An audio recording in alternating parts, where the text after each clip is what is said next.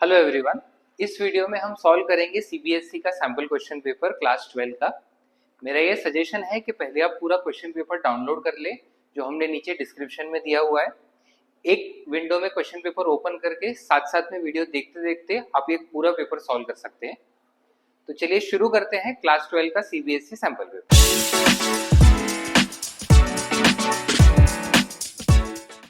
First question, x is to y 5 is to 3, z is admitted, new ratio भी दिया हुआ है 432, z share of goodwill is valued at 1,26,000 but he is not able to bring goodwill in cash, pass journal entry।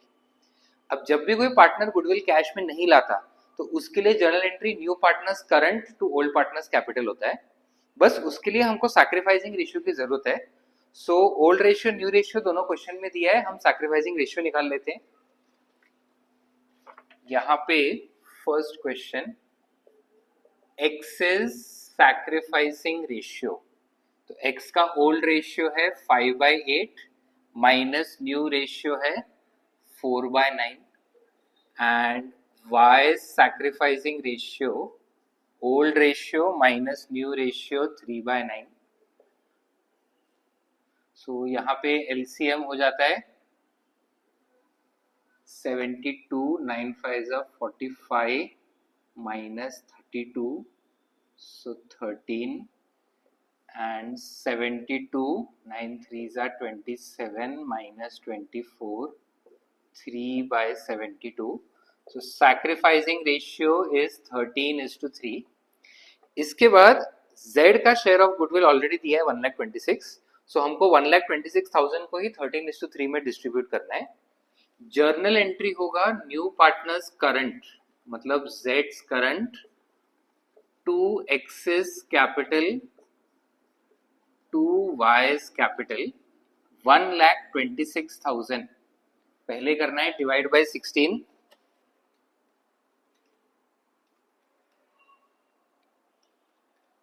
So 1,02,375 and 23,625। Next assertion and reason based question है।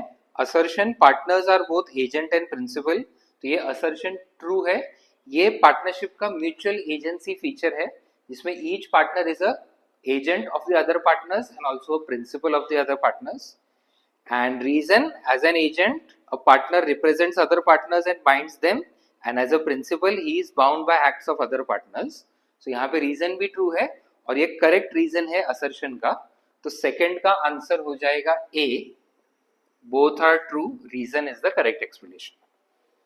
Next, debentures are a part of, तो debentures obviously long term borrowings में आते हैं, so third का answer हो जाएगा वापस A. Next fourth, where is interest on drawings recorded in the partners current account? so interest on drawings firm के लिए एक इनकम है, ये अप्रोप्रिएशन के क्रेडिट साइड में आता है, तो ऑटोमेटिकली कैपिटल या करंट अकाउंट के डेबिट में आता है, सो फोर्थ का आंसर हो जाएगा debit side. Next fifth question, dash capital accounts always show credit balance.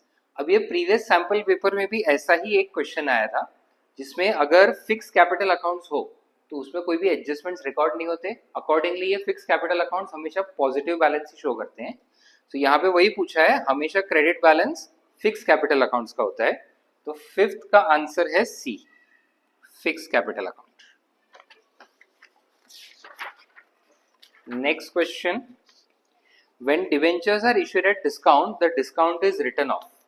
अब डिवेंचर जब डिस्काउंट में इश्यू हो रहे हैं, discount on issue of debenture as well as loss on issue of debenture, जिस साल डिवेंचर इश्यू हुए उसी साल राइट ऑफ होता है, तो यहाँ पे आंसर हो जाएगा in the year of issue, B option. So sixth का आंसर है B. Next, A limited issued 50,000 debentures of 100 each which are redeemable at premium, loss on issue debenture amounted to 5 lakh, the debenture will be redeemed at a price of। अब यहाँ पे redemption at premium तो बोला है, but कितना premium होगा वो question में दिया नहीं है। अब जितना रिडम्पशन के टाइम प्रीमियम होता है उतना ही लॉस ऑन इश्यू होता है, सो लॉस ऑन इश्यू का अमाउंट हमको पता है 5 लाख रुपीज। अब 50,000 डिवेंचर्स पे अगर 5 लाख रुपीज का लॉस है, मतलब 10 रुपीज पर डिवेंचर का लॉस है, तो 100 रुपीज के डिवेंचर पे 10 रुपीज प्रीमियम होगा, तो 110 रिडम्पशन प्राइस होगा। तो यहाँ पे 7th का आंसर हो जाएगा डी, विच इज 110।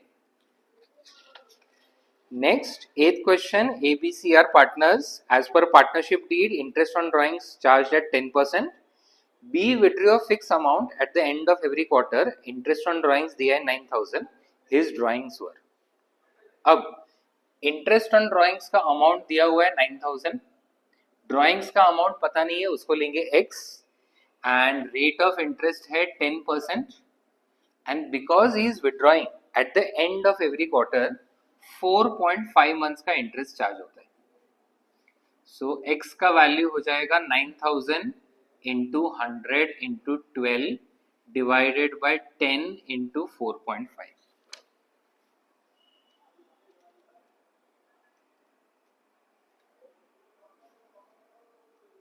सो यहाँ पे ड्रॉइंग्स हो जाएंगे 2,40,000. सो ये है ऑप्शन ए. नेक्स्ट 9th और 10th क्वेश्चन के लिए केस स्टडी दिया है, पहले केस स्टडी पढ़ते हैं. X and Y are partners with capitals 5 lakh each. As per partnership deed, they are entitled to monthly salary 10,000 and interest on capital 10%. Interest on drawings का amount दिया है 3,000, 5,000. During the year, the firm has incurred a loss of 2 lakh. What is the amount transferred to P&L appropriation account? अब सबसे पहले अगर net profit नहीं net loss है, ये नेट लॉस P&L अकाउंट के क्रेडिट साइड में आता है और फिर अप्रोप्रिएशन के डेबिट साइड में ट्रांसफर होता है. तो यहाँ पे वही पूछा है अप्रोप्रिएशन में कितना ट्रांसफर होगा. सो 2 लाख रुपीज का लॉस ट्रांसफर होगा. सो 9th का आंसर है A, which is 2 lakh rupees. Then 10th question, what is the total salary to be credited to partners capital account. अब फर्म ऑलरेडी लॉस में है. अगर फर्म लॉस में है तो कुछ भी अप्रोप्रिएशंस नहीं होते हैं. पार्टनर्स को सैलरी, इंटरेस्ट ऑन कैपिटल कुछ नहीं मिलता है, बस उनको लॉस बेयर करना होता है.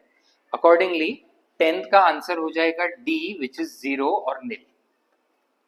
Next 11th question, ABC 3:1, A retired and his share is taken up by B and C in 1:2. Calculate new ratio. अब यहाँ पे सबसे पहले ओल्ड रेशियो दिया है, which is 3:2:1.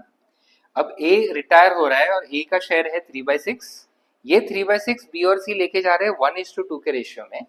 Accordingly B's gain will come to 3/6 into 1/3 and C's gain will be 3/6 into 2/3. So यहाँ पे ये हो जाएगा 1/6, ये 2/6. एंड न्यू रेशियो के लिए ओल्ड रेशियो में गेन्स ऐड करेंगे. सो B का new ratio 2/6 plus 1/6 3/6 and C का new ratio 1/6 plus 2/6 again 3/6. So new ratio आ जाएगा 3:3 और 1:1. Next 12th question, Ankit limited issued 2,000 debentures of 10 each. 100 of these debentures shares were forfeited for non-payment of first call 2 and final call 1 rupee. What is the maximum permissible discount? अब share holder ने pay नहीं किया, first call 2 rupees और final call 1 रुपी, so total 3 rupees पे नहीं हुआ है. 10 में से अगर 3 पे नहीं हुआ मतलब 7 रुपीज पे हो गया है, और यही गेन है शेयर होल्डर्स से कंपनी के लिए. तो कंपनी जब है शेयर्स री इश्यू जब करेगी तो ये 7 रुपीज का ही डिस्काउंट दे सकती है. तो यहाँ पे वही पूछा है what is the maximum permissible discount, तो आंसर हो जाएगा 7. सो 12th का आंसर है D, which is 7. Next, as per companies act securities premium can not be utilised for. अब कंपनीज एक्ट में रूल्स दिए हैं कि कंपनी का एसपीआर मतलब सिक्योरिटीज प्रीमियम रिजर्व कहाँ कहाँ यूटिलाइज हो सकता है. उसमें writing of discount on issue of debentures या कोई भी सिक्योरिटीज अलाउड है. प्रिलिमिनरी एक्सपेंस भी राइट ऑफ करना अलाउड है और बोनस शेयर्स भी इश्यू करना अलाउड है. But capital loss right of करने के लिए सिक्योरिटीज प्रीमियम यूज नहीं होता है. तो यहाँ पे आंसर हो जाएगा 13 का सी. Next, 14th question. A and B are partners without an agreement. A withdrew 50,000 during the year for personal use. Interest on drawings will be charged at. अब जब भी पार्टनर्स में पार्टनरशिप डीड नहीं होगा तो कोई भी interest on drawings, interest on capital, salary कुछ भी नहीं मिलेगा. तो यहाँ पे आंसर हो जाएगा D, which is nil. Next, A is to B, 2 is to 3, C is admitted for 1/4 share. Calculate new and sacrificing ratio. तो यहाँ पे वैसे ये 1 मार्क का क्वेश्चन है. यहाँ पे MCQs के ऑप्शन नहीं दिए हैं, सॉल्व करने को ही बोला है, तो हमको सॉल्व करके दिखाना है. बट अगर ये MCQ होता और ऑप्शंस दिए होते तो उसको सॉल्व करने का शॉर्टकट हमने पिछले वीडियोस में डिस्कस किया है. वापस मैं वो रिकॉल करवा देता हूँ. सबसे पहले A is to B old ratio दिया है which is 2 is to 3 and new partner C का शेयर है 1/4. अब C का शेयर 1/4 है तो A and B का कंबाइंड शेयर 1 minus 1/4 3/4 हो जाएगा. जो 3/4 का न्यूमरेटर है 3, उसको ओल्ड रेशियो से मल्टीप्लाई करना है. सो 3 into 2 is 6, 3 into 3 is 9. Then old ratio में दोनों ऐड करेंगे, 2 plus 3 is 5, तो ये हो जाएगा 5. So this becomes the new ratio 6 is to 9 is to 5. MCQ दिया है, सीधा टिक करना है तो आप ये टेक्निक यूज करो, बट अगर सॉल्व करने को बोला है तो पूरा सॉल्व करके दिखा सकते हैं. Next, 16 question. Unrecorded liabilities when paid at the time of dissolution will be transferred to. अब एक अनरिकॉर्डेड लायबिलिटी है, बैलेंस शीट में नहीं है, बट अब ये लायबिलिटी हमको पे करना पड़ा है. तो रियलाइजेशन में डेबिट साइड में हम टू कैश लिखते हैं लायबिलिटी पे करने के लिए. तो यहाँ पे आंसर हो जाएगा C, which is realisation account. 16th का C. Next question, 17th question. A is to B, 4 is to 1. They decided to share future profits in 3 is to 2. On that date, P&L showed a debit balance of 1 lakh rupees. Past journal entries. अब यहाँ पे P&L का debit balance है, मतलब loss है, और ये balance sheet में एसेट साइड पे आता है. ये कैपिटल के डेबिट साइड में डिस्ट्रीब्यूट होता है ओल्ड रेशियो में. सो अकॉर्डिंगली इसमें एक ही जर्नल एंट्री होगी. 17th question. A's capital, B's capital to P&L and P&L है 1 लाख, उसको 4 is to 1 में डिस्ट्रीब्यूट करेंगे. So 80,000, 20,000. Then 18th question. DEF 578. Fix capitals दिए 5 lakh, 7 lakh, 8 lakh. As per partnership deed, interest on capital, salary, interest on drawings. Partners के drawings भी दिए हैं और हर पार्टनर ने अलग अलग डेट पे विड्रॉ किया है. Profit for the year was 3,50,000. Prepare P&L appropriation. So यहाँ पे पहले हम लोग फॉर्मेट बनाते हैं P&L अप्रोप्रिएशन अकाउंट का.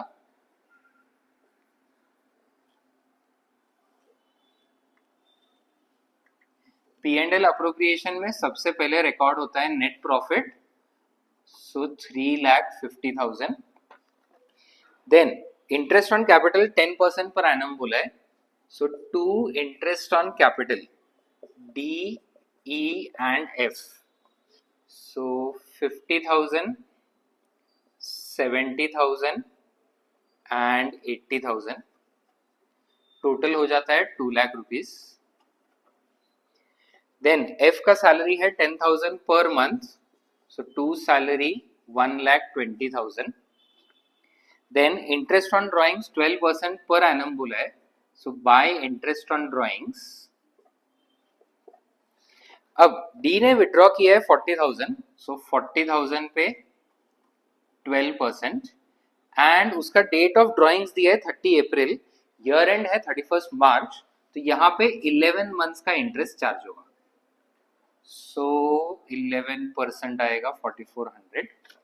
देन E ने विड्रॉ किया है 50,000 रुपीज, इस पे 12% एंड E ने विड्रॉ किया ऑन 30 जून. सो अप्रैल में जून कुछ विड्रॉ नहीं किया, जून के एंड में विड्रॉ किया, तो इस पे 9 मंथ्स का इंटरेस्ट कैलकुलेट होगा, विच इज 4,500. एंड F ने विड्रॉ किया है 30,000, but this is withdrawn on 31 मार्च. तो 12% से हमको इंटरेस्ट कैलकुलेट तो करना है, बट 31 मार्च मतलब ईयर एंड को ही विड्रॉ किया, सो 0 मंथ्स हो गए तो इस पे इंटरेस्ट नहीं लगेगा. Total interest 44 plus 45 comes to 8,900. अब इसके बाद जो बैलेंस बचेगा ये हो जाएगा सरप्लस. सो 3,58,900 माइनस 3,20,000, सो 38,900. ये 38,900 पार्टनर्स में डिस्ट्रीब्यूट हो जाएगा इन 5:7:8. Next question 19 question. X Limited forfeited 100 shares of 10 each, जिसपे 8 called up है, issued at a premium of 2 for non-payment of allotment. 70 shares are reissued at 7, 8 called up, past journal entries. तो यहाँ पे सिर्फ forfeiture और reissue की journal entries करनी है. सो सबसे पहले फॉरफीचर की एंट्री करेंगे. फॉरफीचर की एंट्री में शेयर कैपिटल हमेशा डेबिट होता है. क्रेडिट में आता है 2 शेयर फॉरफीचर और उसके बाद वो सारे कॉल्स जो शेयर होल्डर ने पे नहीं किए. यहां पे शेयर होल्डर ने पे नहीं किया था allotment, so 2 share allotment and और कुछ कॉल नहीं हुआ है. सो टोटल 100 शेयर्स फॉरफिट किए जिसपे 8 कॉल्ड अप है, तो 800 शेयर कैपिटल होगा. देन जो अलॉटमेंट उसने पे नहीं किया उसमें प्रीमियम इंक्लूडेड है. सो प्रीमियम पे ना होने की वजह से प्रीमियम भी 2 रुपीज डेबिट हो जाएगा, 200. Allotment money is 5 rupees, so 500. 1000 minus 500 forfeiture आ जाएगा 500. Then bank share forfeiture 2 share capital. अब 70 शेयर्स री इश्यू हो रहे हैं for 7 rupees and paid up value 8 है, मतलब 1 रुपी का loss. So 70 into 7 into 1, 70 into 8. इसके बाद शेयर फॉरफीचर 2 कैपिटल रिजर्व.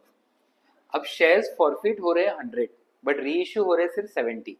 उसकी वजह से ये दोनों फॉरफीचर अमाउंट्स हम डायरेक्टली कंपेयर नहीं कर सकते. अगर 100 शेयर्स का 500 अमाउंट है तो 70 शेयर्स के लिए कितना होगा वो हमको ढूंढना पड़ेगा. तो उसके लिए होगा क्रॉस मल्टीप्लिकेशन. 100 शेयर्स के लिए 500, तो 70 शेयर्स के लिए x will come to 350 and 350 में से माइनस करेंगे 70, सो आ जाता है 280 रुपीज.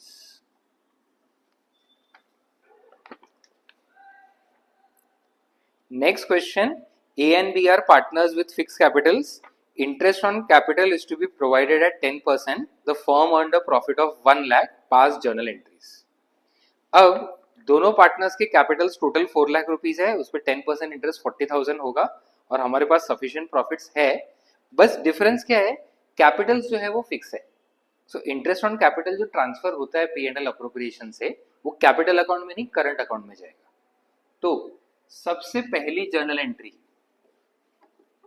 इंटरेस्ट ऑन कैपिटल एक एक्सपेंस है, तो वो P&L अप्रोप्रिएशन के डेबिट साइड में आएगा टू इंटरेस्ट ऑन कैपिटल. दोनों पार्टनर्स का total capital 1,50,000 plus 2,50,000 4 lakh rupees है. उस पर 10% इंटरेस्ट 40,000 हो जाएगा, सो 40,000. देन बाकी का जो प्रॉफिट बचता है, टोटल प्रॉफिट है 1 लाख रुपीज जिसमें से 40,000 यूज हो गया.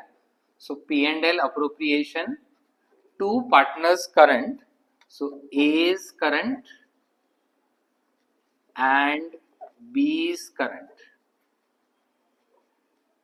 60,000 का जो प्रॉफिट बचता है ये प्रॉफिट शेयरिंग रेशियो जो क्वेश्चन में दिया नहीं है, accordingly it will be equal 30,000 30,000. Then जो इंटरेस्ट ऑन कैपिटल है इसको भी करंट अकाउंट में ट्रांसफर करना है. So interest on capital account debit to A's current and to B's current. Total 40,000 का इंटरेस्ट है जिसमें से A का कैपिटल 1,50,000 है तो 15,000, B का कैपिटल 2,50,000 है सो 25,000. Next question 21. M Limited issued 80,000 shares of 10 each payable as application allotment first call final call and all shares were applied allotted. Shareholder holding 600 shares paid entire amount along with allotment, मतलब allotment के time उसने first second call पे कर दिया. Past journal entries by opening calls and advance account. Okay.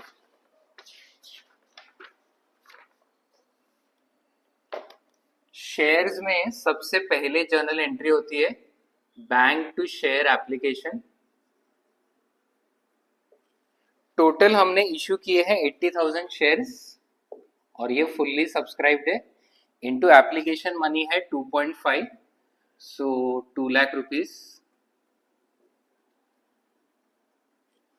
उसके बाद share application to share capital same 2 lakh.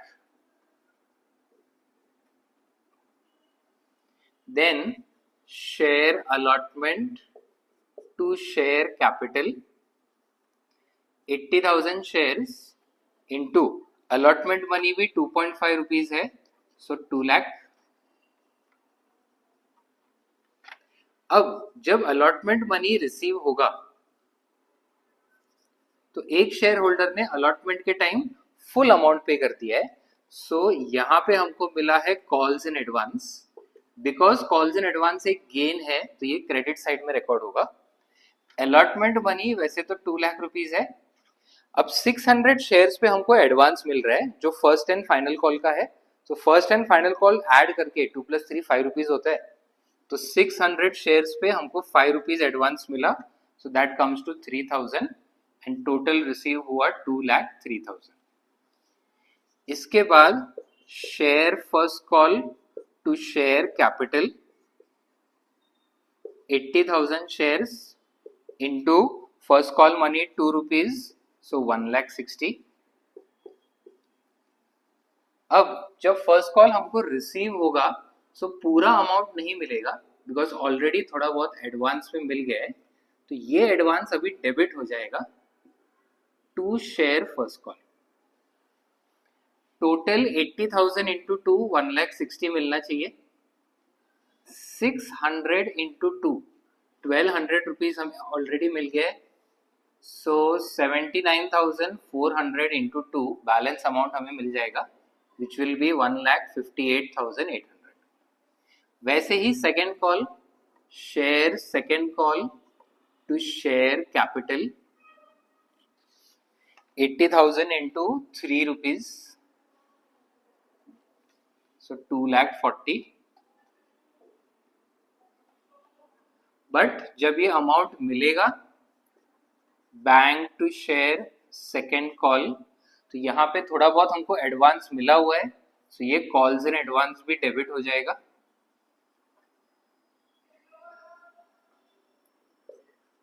To share second call total मिलना चाहिए 2,40,000.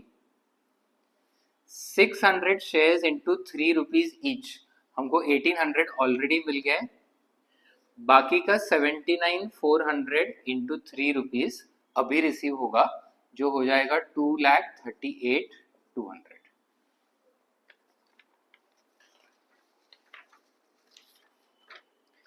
Next question 22nd question, pass journal entries eight the time of dissolution. अब ये एक transaction का separate journal entry करना है.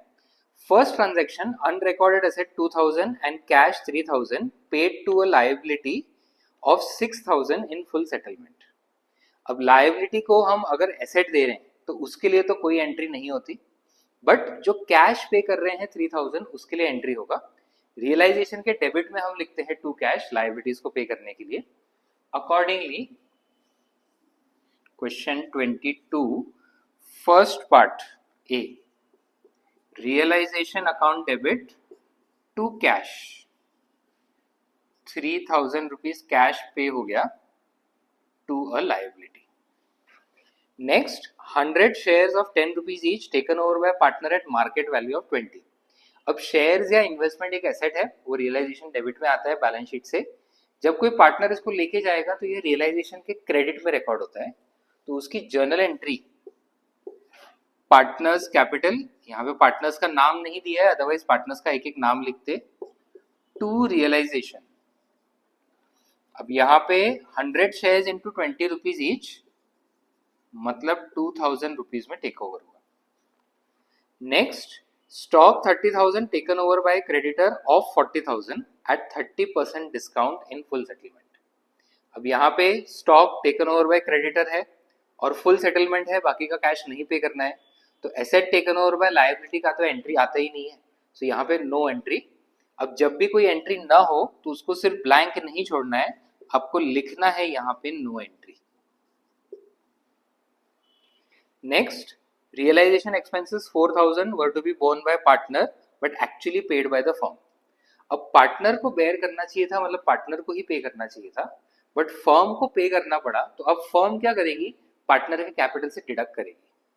अकॉर्डिंगली इसका journal entry, partners capital account debit to cash, amount है 4000।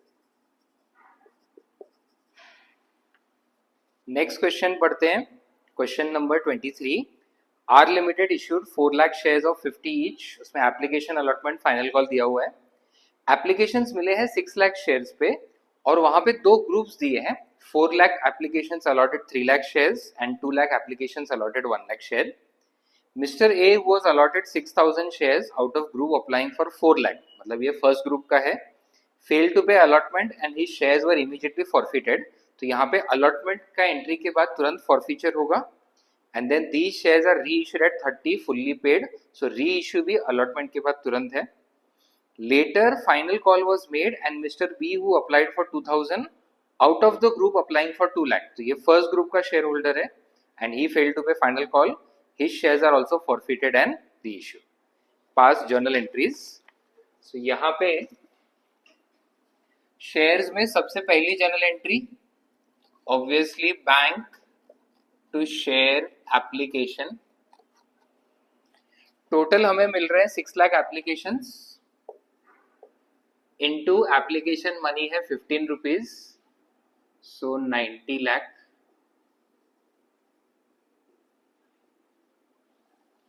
Then share application to share capital, pro rata allotment है इसलिए टू शेयर अलॉटमेंट में एडजस्ट होगा। Total 6 lakh into 15, 90 lakh receive हुआ। इसमें से हम इश्यू कर रहे हैं 4 lakh shares, so 4 lakh into 15, 60 lakh rupees capital में जाएगा and 2 lakh into 15, 30 lakh rupees allotment में एडजस्ट हो जाएगा।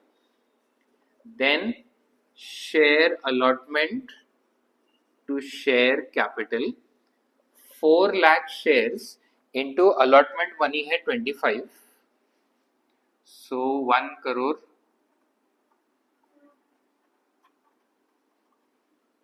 अब जब allotment money रिसीव होगा bank to share allotment, out of 1 crore already 30 lakh adjust हो गया है, सो अभी मिलना चाहिए 70 lakh minus mister A who was holding 6000 shares failed to pay allotment। अब बिकॉज यहाँ पे प्रो रेटा अलॉटमेंट है तो कॉल्स इन अरियर्स निकालने के लिए वर्किंग नोट बनाना पड़ेगा। वर्किंग नोट में ए जो है वो फर्स्ट ग्रुप से बिलोंग करता है जिन्होंने 4 लाख शेयर्स अप्लाई किए और अलॉट हुए 3 lakh shares, and mister A has been allotted 6000 तो अप्लाइड फॉर एक्स, तो यहाँ पे 8000 शेयर्स अप्लाइड आ जाएगा। अब 8000 अप्लाइड 6000 अलॉटेड, मतलब ये शेयर होल्डर ने 2000 शेयर्स एक्स्ट्रा अप्लाई किए और इस पे एप्लीकेशन मनी 15 रुपीज, सो 30,000 रुपीज ये शेयर होल्डर ने एक्स्ट्रा पे कर दिया। अब जब ये शेयर होल्डर अलॉटमेंट पे करेगा तो 6000 shares into allotment money 25, that comes to 1,50,000 और इसमें से 30,000 पे हो गया है, सो 1,20,000 हो गया कॉल्स इन अरियर्स, वो यहाँ पे हम लोग माइनस कर लेंगे 1,20,000, तो 68,80,000। नेक्स्ट, अलॉटमेंट के बाद इमीडिएटली हम मिस्टर ए के शेयर्स फॉरफिट कर रहे हैं, तो यहाँ पे फॉरफीचर की एंट्री आएगी, share capital to share forfeiture, और उसने पे नहीं किया है अलॉटमेंट इसलिए टू शेयर अलॉटमेंट। ए के पास 6000 शेयर्स है, अभी तक फाइनल कॉल 10 रुपीज कॉल नहीं हुआ है, तो फेस वैल्यू 50 में से सिर्फ 40 रुपीज कॉल हुआ है, तो शेयर कैपिटल में सिर्फ 40 रुपीज आएगा अलॉटमेंट के टाइम कॉल्स इन अरियर्स हमने वर्किंग नोट में निकाला है 1,20,000, सो 2,40,000 और यहाँ पे आ जाएगा 1,20,000। देन ये शेयर्स री इश्यू हो रहे हैं फॉर 30 पर शेयर फुल्ली पेड, तो यहाँ पे री इश्यू की भी एंट्री आ जाएगी। Bank share forfeiture to share capital 6,000 shares are re issued at 30, fully paid बोला है मतलब शेयर कैपिटल में 50, सो 20 रुपीज लॉस हो जाएगा। सो 1,80,000, 1,20,000 एंड 3 लाख। फॉरफीचर के टाइम 1,20,000 का गेन है शेयर फॉरफीचर में, री इश्यू के टाइम भी 1,20,000 का ही लॉस है। सो 120 माइनस 120 कैपिटल रिजर्व नील आएगा। अब यहाँ पे आपके पास दो ऑप्शन है, या तो कैपिटल रिजर्व की एंट्री लिख के उसमें नील अमाउंट लिखो या एंट्री ही मत लिखो। It is always preferable nil amount होने के बाद भी share forfeiture to capital reserve लिख के आपको अमाउंट शो करना है नील। नेक्स्ट इसके बाद फाइनल कॉल की एंट्री आएगी। So share final call to share capital, final call money 10 rupees है। अब 4 लाख शेयर्स में से सबसे पहले इसके 6,000 शेयर्स फॉरफिट हो गए। री इश्यू करते टाइम दीज हैव बीन री इश्यूड एट फुल्ली पेड, मतलब ये शेयर्स पे पूरा 50 रुपीज अभी कंपनी को रिसीव हो गया है और कुछ रिसीव होना बाकी नहीं है। अकॉर्डिंगली जब फाइनल कॉल ड्यू की एंट्री आएगी तो ये 6,000 शेयर्स पे हम फाइनल कॉल ही नहीं करेंगे और सिर्फ 3,94,000 शेयर्स पे फाइनल कॉल होगा, which will come to 39,40,000. Then जब फाइनल कॉल रिसीव होता है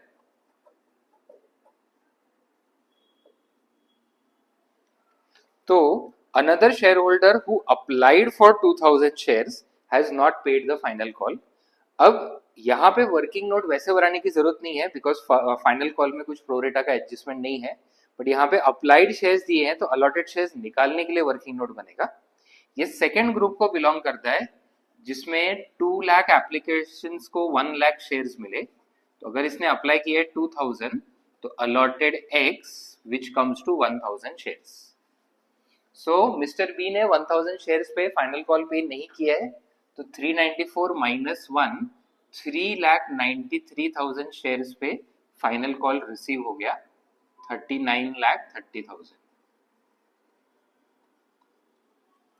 अब मिस्टर बी के शेयर्स फॉरफिट होंगे तो share capital to share forfeiture to share उसने फाइनल कॉल पे नहीं किया है।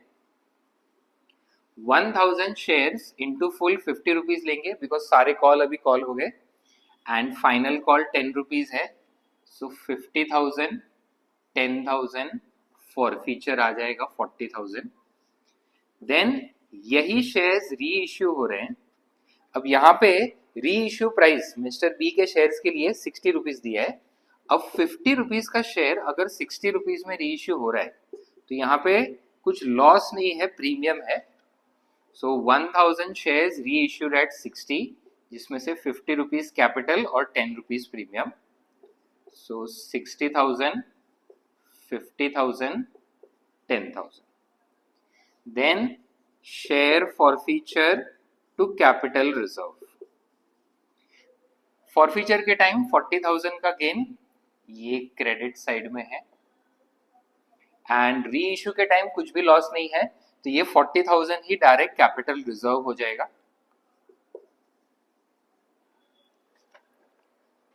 Okay, next question, question 24। Ram Shyam Hari are partners balance sheet दिया है। Hari is retiring, then revaluation के अलग अलग एडजस्टमेंट्स है। उसके अलावा गुडविल भी बोला है 1 year's purchase of average profit of last 3 years। Hari is paid 13,440 immediately, balance transfer to loan. New ratio भी क्वेश्चन में दिया हुआ है। प्रॉफिट्स वर, अब गुडविल के वैल्यूएशन के लिए 3 years का एवरेज प्रॉफिट बोला है, बट लास्ट एडजस्टमेंट में सिर्फ 2 साल का प्रॉफिट दिया है, तो जो 3rd ईयर का प्रॉफिट है वो बैलेंस शीट में अवेलेबल है। बैलेंस शीट में जो लाइबिलिटी साइड पे P&L है 3,000, ये हो जाएगा 3rd ईयर का प्रॉफिट। सो इसको सॉल्व करते हैं। इसमें रिवैल्यूएशन और पार्टनर्स कैपिटल अकाउंट पूछा है। ओके, क्वेश्चन 24 में सबसे पहले ओल्ड रेशियो नहीं दिया है तो वो इक्वल हो जाएगा, एंड न्यू रेशियो दिया है 2:1, तो इसके बेसिस पे गेनिंग रेशियो निकालेंगे। ओल्ड रेशियो, ये है question 24, is 1:1:1 and new ratio is given 2:1. Hari retire हो रहा है, so Ram's gaining ratio, new ratio 2/3 minus old ratio, and second partner है Sham's gaining ratio, new ratio and old ratio दोनों 1/3. so जो भी gain है सिर्फ राम को मिल रहा है, so only Ram will have to pay goodwill to the retiring partner Hari. अब रिवैल्यूएशन अकाउंट बनाते हैं। रिवैल्यूएशन अकाउंट में सबसे पहले बिल्डिंग इज एप्रिशिएटेड बाय 10,000, ये गेन हो जाएगा, so by building 10,000। Investment reduced by 10%, अब इन्वेस्टमेंट बैलेंस शीट में 30,000 है तो उस पर 10% लॉस, 3,000 डेबिट साइड में। Next, all debtors are good, उसका मतलब बैलेंस शीट में जो प्रोविजन फॉर बैड डेट्स दिया है 1600, उस प्रोविजन की जरूरत नहीं है और ये गेन हो जाएगा by provision for bad debts 1600। Stock is reduce to 93%, अब स्टॉक का वैल्यू है 4,000, रिड्यूस टू 93% मतलब 7% का डेप्रिसिएशन है, सो टू स्टॉक 4,000 का 7% हो जाता है 280 रुपीज। देन रिवैल्यूएशन का और कोई एडजस्टमेंट नहीं है, 11,600 का टोटल हो गया minus 3,280, so to partners capital profit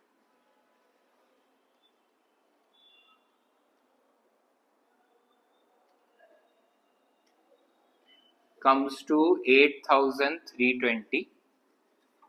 next, अब हम प्रिपेयर करेंगे पार्टनर्स कैपिटल अकाउंट।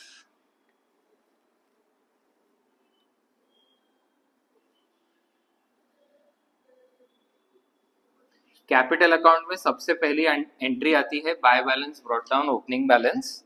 सो पार्टनर्स का कैपिटल है 51,000, 40,000, 40,000। उसके बाद बैलेंस शीट में जनरल रिजर्व 24,000 है, सो बाय जनरल रिजर्व 24,000 को PSR, तो ये इक्वल है 8,000, 8,000, 8,000।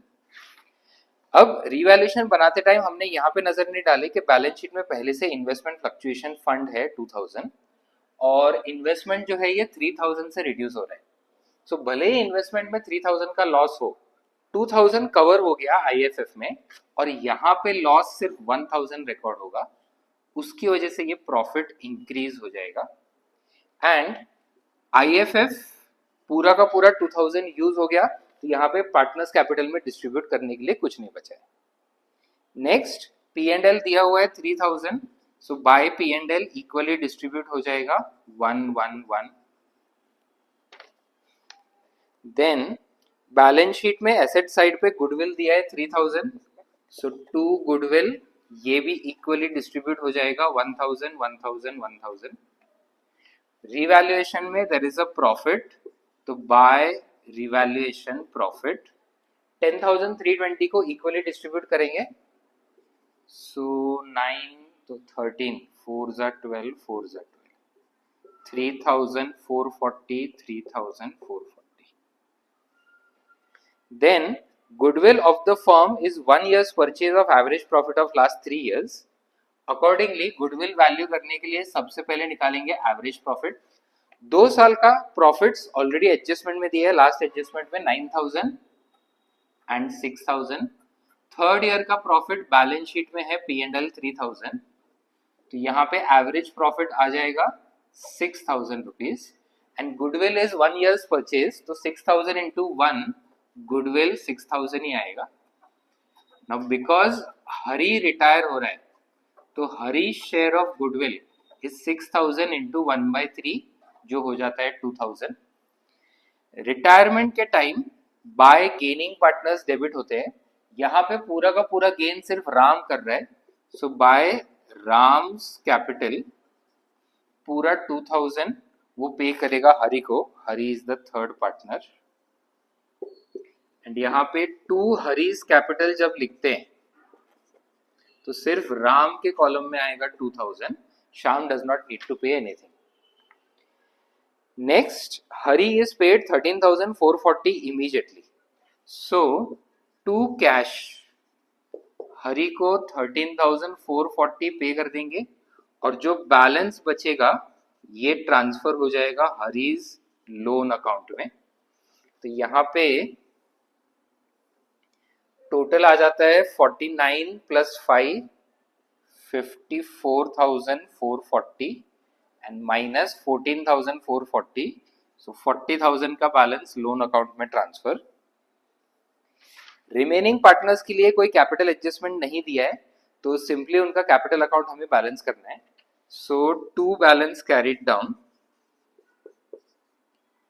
यहाँ पे 51 plus 9 63,440, so 63,440 minus 3,000, so 60,440, then 49 plus 3 52,440 and minus 1, so 51,440। ये कंप्लीट हो गया 24th question. 25th question, JNK 3:2 balance sheet दिया है।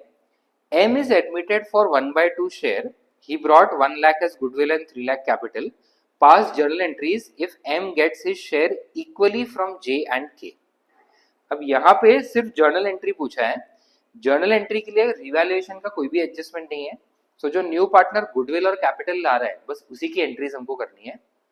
सो 25th क्वेश्चन में सबसे पहली जर्नल एंट्री आएगी कैश टू न्यू पार्टनर है M, so cash to M's capital and goodwill भी वो लेके आ रहा है, so to premium for goodwill. Capital वो ला रहा है 3 लाख रुपीज एंड गुडविल वो ला रहा है 1 lakh, so total cash brought in is 4 lakh. Then premium for goodwill two, ये गुडविल ओल्ड पार्टनर्स में डिस्ट्रीब्यूट हो जाएगा J एंड K। अब क्वेश्चन में क्लियरली बोला है लास्ट में that M gets his share equally from J and K, तो J and K equally sacrifice कर रहे हैं, अकॉर्डिंगली जो भी गुडविल आ रहा है ये दोनों में इक्वली डिस्ट्रीब्यूट होगा। अब ये इक्वल जो रेशियो है सैक्रिफाइसिंग रेशियो, इसका कैलकुलेशन आपको शो करना पड़ेगा, अदरवाइज यहाँ पे ही दो एंट्रीज में ही आंसर कंप्लीट होता है। अब बैलेंस शीट में देखिए लायबिलिटी साइड में रिजर्व दिया हुआ है 1 लाख, ये हमको कैपिटल अकाउंट में डिस्ट्रीब्यूट करना पड़ेगा। ये कैपिटल अकाउंट की क्रेडिट साइड में आता है, इसलिए इसकी जर्नल एंट्री आएगी रिजर्व अकाउंट डेबिट और ये ओल्ड पार्टनर्स में जाएगा J's capital and K's capital. Total reserve है 1 लाख रुपीज और पार्टनर्स के बीच में old ratio 3:2, so 60,000 40,000। Next, R limited issued 10,000 debentures of 100 each, उसमें application allotment first call final call. Debenture holder who was allotted 800 debentures fail to pay both calls, pass journal entries. अब यहाँ पे forfeiture री issue हो ही नहीं सकता because debentures में forfeiture और री इश्यू पॉसिबल नहीं है, बस कॉल्स इन अरियर्स है, तो जब दोनों कॉल्स की एंट्रीज आएंगी रिसीव्ड की एंट्रीज तो उसमें ये माइनस हो जाएगा। तो ये अभी सॉल्व करते हैं। ओके, डिबेंचर इश्यू के क्वेश्चन में सबसे पहली जर्नल एंट्री, ये question 26, bank to debenture application. यहाँ पे 10,000 डिबेंचर्स है into 10 rupees each, so 1 lakh rupees application money हो गया। Then debenture application to debenture, ये भी 1 lakh rupees. Next, debenture allotment to debenture, अब अलॉटमेंट मनी दिया है 20 रुपीज, सो 10,000 इंटू 20 2 लाख, और जब ये अलॉटमेंट मनी रिसीव होगा तो bank to debenture allotment 2 lakh rupees पूरा रिसीव हो गया। नेक्स्ट है फर्स्ट कॉल मनी जो है 30 रुपीज।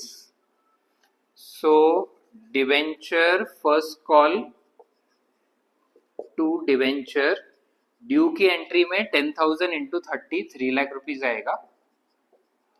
बट जब ये फर्स्ट कॉल मनी रिसीव होता है bank to debenture first call, तो एक डिवेंचर होल्डर ने पे नहीं किया, debenture holder was allotted 800, failed to pay both the calls, so हमको 9,200 डिवेंचर्स पे ही मिलेगा। सो 9,200 इंटू 30 जो आ जाता है 2,76,000। सेम ट्रीटमेंट होगा सेकेंड कॉल के लिए, debenture second call to debenture. अब सेकेंड कॉल मनी 40 रुपीज है, सो 10,000 इंटू 40 4 लाख। और जब ये रिसीव होगा तो bank to debenture second call वापस 9,200 डिवेंचर्स पे ही 40 रुपीज मिलेगा। सो 3,68,000।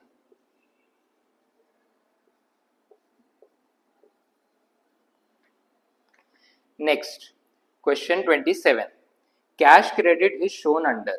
अब कैश क्रेडिट एक तरह का शॉर्ट टर्म लोन है जो बैंक है बिजनेस को देती है, तो ये ऑब्वियसली शॉर्ट टर्म बोरोइंग्स के अंडर आएगा। सो 27 का आंसर हो गया C. Next 28, interest paid by an investment company is classified under which type of activity. अब इंटरेस्ट जब पे कर रहे हैं तो ऑब्वियसली हमने लोन लिया है, उसी के ऊपर इंटरेस्ट पे कर रहे हैं, चाहे वो इन्वेस्टमेंट कंपनी हो या और कोई टाइप ऑफ कंपनी हो, इंटरेस्ट पेड हमेशा फाइनेंसिंग एक्टिविटी में ही आएगा। सो 28 का answer financing activity. 29, which of the following is not a source of cash. Source of cash मतलब इनफ्लो होता है, अब यहाँ पे पूछा है which is not a source of cash, so मतलब कोई एक ऑप्शन जो है वो एप्लीकेशन ऑफ कैश है जिसमें आउटफ्लो हो रहा है। तो डिविडेंड जब रिसीव होगा इनफ्लो है, शेयर्स इश्यू करेंगे तो इनफ्लो है, एसेट सेल करेंगे तब भी इनफ्लो है, but when you purchase machinery तब आउटफ्लो हो जाता है। तो यहाँ पे 29 का आंसर हो जाएगा C. Next 30, calculate current ratio. अब यहाँ पे करंट रेशियो के लिए current assets and current liabilities दो चीजें चाहिए। करंट लायबिलिटीज क्वेश्चन में डायरेक्टली दिया हुआ है, करंट एसेट्स हमें निकालना है। अब अकाउंटिंग रेशियोज का अपना जो वीडियो है चैनल पे, उसमें मैंने एक टेक्निक सिखाया है, बैलेंस शीट बना के बैलेंस शीट को कंप्लीट करके अलग अलग चीजें कैलकुलेट की जा सकती है। तो यहाँ पे पहले वो मैं एक्सप्लेन करता हूं। बैलेंस शीट में लायबिलिटीज साइड पे equity, debt and current liabilities, ये तीन मेन हेडिंग होते हैं, और एसेट साइड पे नॉन करंट एसेट्स और करंट एसेट्स। अगर क्वेश्चन में देखेंगे नॉन करंट एसेट्स दिया हुआ है 2 लाख रुपीज, उसके बाद शेयर होल्डर्स फंड मतलब इक्विटी है 1,50,000, डेट है 75 एंड करंट लायबिलिटीज है 20,000। So total of liabilities side हमें पता है 2,45,000, जिसमें से 2 lakh rupees non current assets है, तो ऑब्वियसली 45,000 जो है ये करंट एसेट्स हो जाएंगे। अब ये अपना शॉर्टकट है जिससे हम इजीली समझ सकते हैं, बट इसको आपको फॉर्मूला के टर्म्स में भी शो करना है। तो पहले हमने निकाला टोटल लायबिलिटीज और total assets, which comes to equity plus debt plus current liability. So ये हो जाता है 1,50,000 प्लस 75 प्लस 20,000, देन ये आ गया 2,45,000। दूसरा formula total asset is non current asset plus current asset, so 2,45,000 is non current asset 2 lakh plus current asset जो हमें पता नहीं, करंट लायबिलिटी जो हमने पता नहीं है, मिस्टेक। तो यहाँ पे करंट एसेट कैलकुलेट हो जाएगा 45,000। अब हम लोग करंट रेशियो निकाल सकते हैं, which is current asset 45 divided by current liability 20,000, so ये हो जाएगा 2.25:1. Next question 31, state the heading and sub heading of the following items. Calls in arrears share capital से माइनस होता है, तो इसका मेन हेडिंग हो जाएगा shareholders funds, sub heading हो जाएगा शेयर कैपिटल. डिबेंचर्स, तो ये नॉन करंट लायबिलिटी में लॉन्ग टर्म बोरोइंग्स में जाएगा. बिल्स पेएबल करंट लायबिलिटी में ये ट्रेड पेएबल्स में जाएगा. Next question 32, calculate total asset to debt ratio. अब 32 में total asset to debt ratio का formula total asset upon debt होता है. ये दोनों में से डेट डायरेक्टली दिया हुआ है, तो लॉन्ग टर्म बोरोइंग्स और लॉन्ग टर्म प्रोविजंस ये दोनों डेट में आते हैं. टोटल एसेट निकालने के लिए अगर क्वेश्चन में दिया हुआ इंफॉर्मेशन हम पढ़ेंगे तो लायबिलिटी साइड की सब इंफॉर्मेशन दी है. जैसे लायबिलिटी साइड में सबसे पहले आता है इक्विटी, तो उसके लिए equity share capital, P&L credit balance और जनरल रिजर्व दिया है. उसके बाद आता है डेट, तो डेट के लिए long term borrowings, long term provisions. उसके बाद आता है करंट लायबिलिटीज, तो करंट लायबिलिटीज भी क्वेश्चन में दी है. इससे बैलेंस शीट का टोटल आएगा, वही टोटल लायबिलिटी टोटल एसेट है. So total assets is equity share capital 4 lakh plus P&L credit balance 1 lakh plus general reserve 70,000 plus debt में long term borrowings 1,80,000, long term provision 1,20,000 और current liability 30,000. So 5 lakh, 6 lakh, 6 plus 3 9 lakh rupees.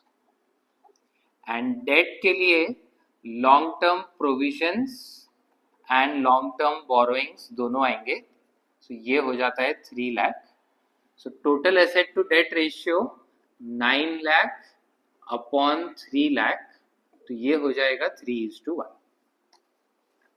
Next question 33, prepare common size income statement. अब पिछले sample paper के video में भी हमने common size income statement बनाया था, जिसमें एक ही साल का इन्फॉर्मेशन दिया था, अकॉर्डिंगली एक ही कॉलम बनाया था परसेंटेज के लिए. यहाँ पे 2 साल का इन्फॉर्मेशन दिया है, तो पूरा कॉमन साइज स्टेटमेंट का नॉर्मल जो फॉर्मेट बनता है वो पूरा बनेगा.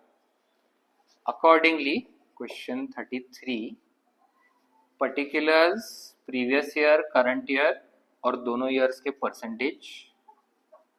यहाँ पे प्रीवियस ईयर दिया है 31 मार्च 22, करंट ईयर है 31 March 23, then percentage of 22 and percentage of 23.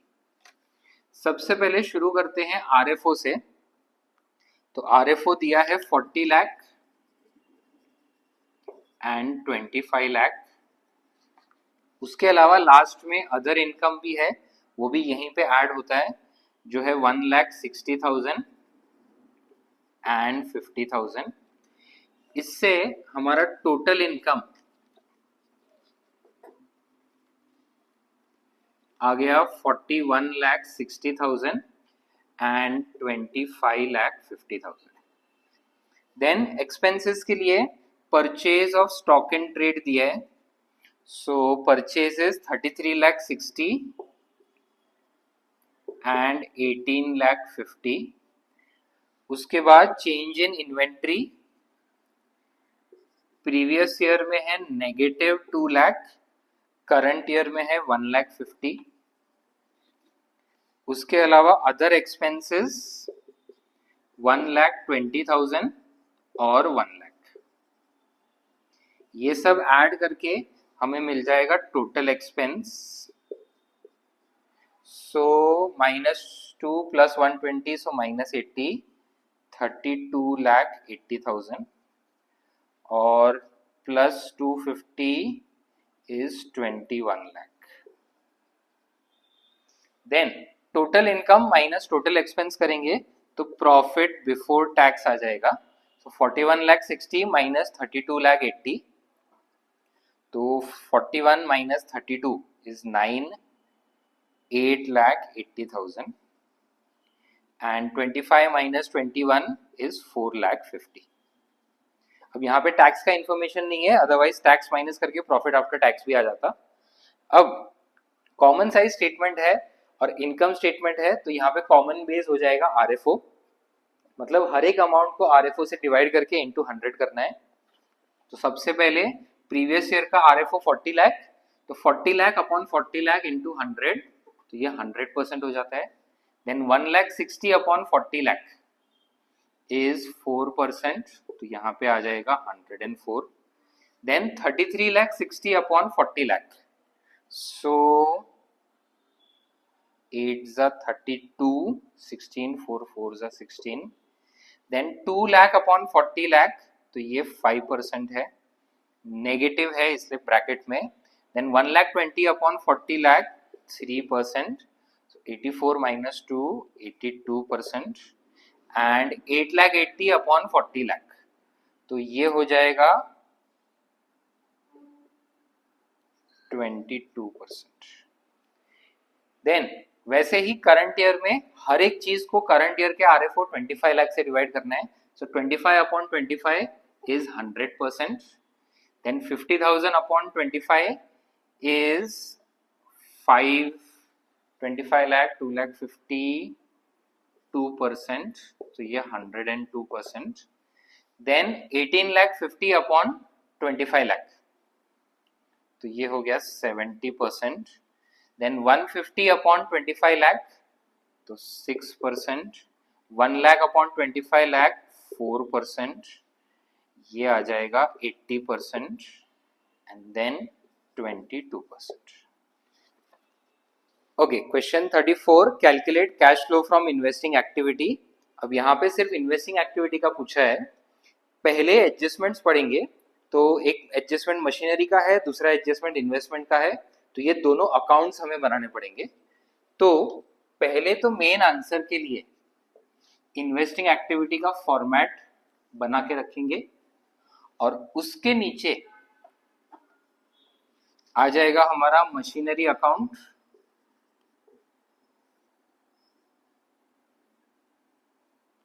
और जो सेकंड अकाउंट है वो इन्वेस्टमेंट अकाउंट।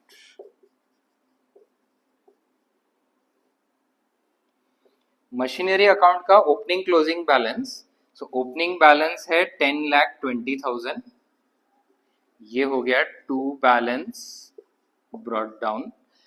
एंड मशीनरी का क्लोजिंग बैलेंस है 12,40,000, so by balance carried down 12,40,000। Then investment का ओपनिंग है 260, so to balance brought down 2,60,000 and buy balance carried down, closing balance है 3,60,000। then machinery costing 1,40,000, depreciation 60,000 is sold for 50,000। तो सबसे पहले cell value by bank 50,000 है machinery में। अब 1,40,000 का ओरिजिनल कॉस्ट था, उसमें से 60 का डेप्रिसिएशन माइनस करते हैं तो 80,000 बचता है।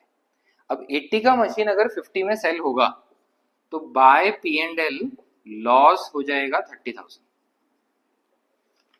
एंड सेम एडजस्टमेंट में depreciation charge during the year, तो बाय डेप्रिसिएशन 1,40,000 है। अब इसको जब टैली करेंगे, सो 13,80,000, 14,60,000 और ये 10,20,000, तो 4,40,000 का बैलेंस बचता है। ये हो जाएगा to bank purchase of machinery. Second adjustment, investment purchased 1,80,000, purchases debit में रिकॉर्ड होंगे, टू बैंक 1,80,000 परचेज हो रहा है। And some investment is sold at a profit of 20, profit on sale debit में आता है to P&L profit, and profit का amount है 20,000। इसके बाद बैलेंस करके जो क्रेडिट में डिफरेंस आएगा वो बाय बैंक सेल वैल्यू हो जाएगा। तो डेबिट साइड का टोटल 260 प्लस 2 460 है, तो यहाँ पे 1 लाख का डिफरेंस है सेल। अब ये सब इंफॉर्मेशन हम लोग कैश फ्लो स्टेटमेंट में एंटर करेंगे। तो कैश फ्लो में सबसे पहले इन्वेस्टिंग एक्टिविटी में सेल ऑफ, यहाँ पे मशीनरी सेल हो रहा है फॉर 50,000, तो सेल ऑफ मशीनरी 50,000 ऐड हो जाएगा। देन इन्वेस्टमेंट सेल हो रहा है 1 लाख, तो सेल ऑफ इन्वेस्टमेंट 1 लाख भी ऐड हो जाएगा, माइनस परचेज, तो परचेज ऑफ मशीनरी है 4,40,000, सो 4,40,000 सब्ट्रैक्ट हो जाएगा, एंड परचेज ऑफ इन्वेस्टमेंट है 1,80,000, तो परचेज ऑफ इन्वेस्टमेंट 1,80,000 ये भी सब्ट्रैक्ट हो जाएगा। इसके अलावा टेबल में गुडविल भी दिया है जो 3,80,000 से 4,60,000 इंक्रीज हो रहा है, तो ये 80,000 का जो इंक्रीज है ये भी परचेज ऑफ गुडविल है, तो ये भी यहाँ पे सब्ट्रैक्ट हो जाएगा। अब ये एडलेस करके फाइनल आंसर वो हो जाएगा cash flow from investing activity. तो 4,5,627, 7 लाख माइनस 1,50,000, तो 5,50,000 नेगेटिव, ये हो गया अपना cash flow from investing activity. So ये अपना एक और पेपर कंप्लीट हो गया, सीबीएसई का सैंपल पेपर। अकाउंट से रिलेटेड ऐसे अलग अलग पेपर्स हम लोग आगे भी लाते रहेंगे, तो चैनल को फॉलो करें और हर अपडेट के साथ जुड़े रहें। मिलते हैं अगले वीडियो में, तब तक पढ़ते रहें।